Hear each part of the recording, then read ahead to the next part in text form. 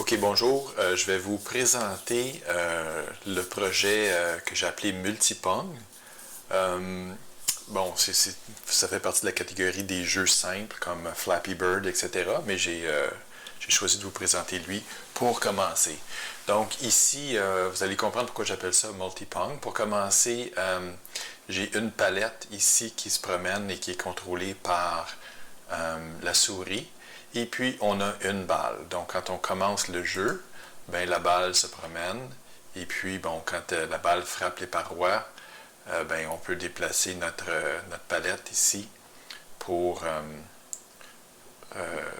renvoyer la balle. Évidemment, si on est passé vite et on manque la balle disparaît et on a 0 balle. Bon, c'est pas super intéressant à une balle, mais on peut augmenter le nombre de balles. Bon, par exemple, si je l'ai programmé qu'on peut l'augmenter jusqu'à une bonne quantité. En fait, je pensais que je l'avais limité à 12. Allons voir ici.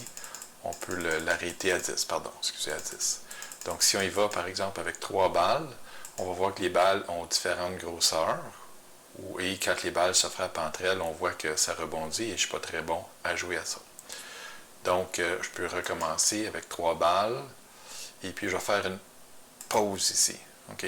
Donc, on peut arrêter le jeu. Ça me permet de vous montrer certaines choses. On voit que j'ai une petite balle ici, puis 2 balles moyennes. Et puis, quand on reprend la pause, oups, j'ai pas été assez vite. Et voilà. Donc, on peut recommencer le jeu encore.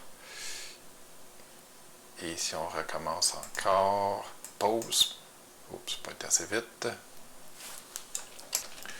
Donc, on peut augmenter le nombre de balles à 5. On peut voir qu'il y a plusieurs types de balles. Ici, on a une petite balle, des balles moyennes, des plus grosses balles.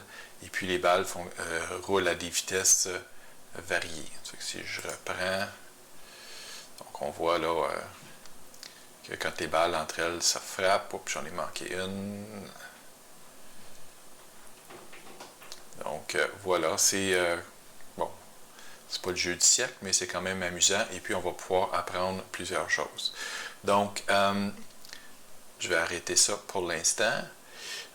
Juste pour vous montrer ici, dans notre page web, on a un header avec le titre de notre application. On voit ici qu'on a donné un titre à notre page. Aussi, en haut à gauche, c'est écrit Pong.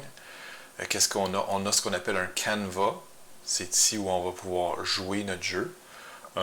J'ai mis à l'intérieur du canevas un compteur de balles, okay, qui nous indique le nombre de balles qui sont en jeu. Donc, à chaque fois que je perds une balle, bien le compteur diminue. Et puis, bon, on pourra s'inventer d'autres règles du jeu au fur et à mesure qu'on développe. Ce n'est pas le jeu final que je vous montre ici, c'est une étape intermédiaire. Donc, on a le header, on a la partie principale où on a un canevas. Aussi, dans la partie principale, on a ce que j'appelle une section ici avec des contrôles qu'on pourrait rajouter. On pourrait, par exemple, varier la largeur de la palette ou des choses comme ça. Puis, j'ai mis une petite section footer ici, comme ça, vous allez pouvoir mettre votre nom. Donc, on va apprendre en plusieurs étapes là, comment monter ce jeu-là. Et puis, vous allez pouvoir en faire ce que vous voulez. Ici, ça semble être un genre de jeu de ping-pong où on joue tout seul. Vous allez pouvoir développer ça selon votre imagination.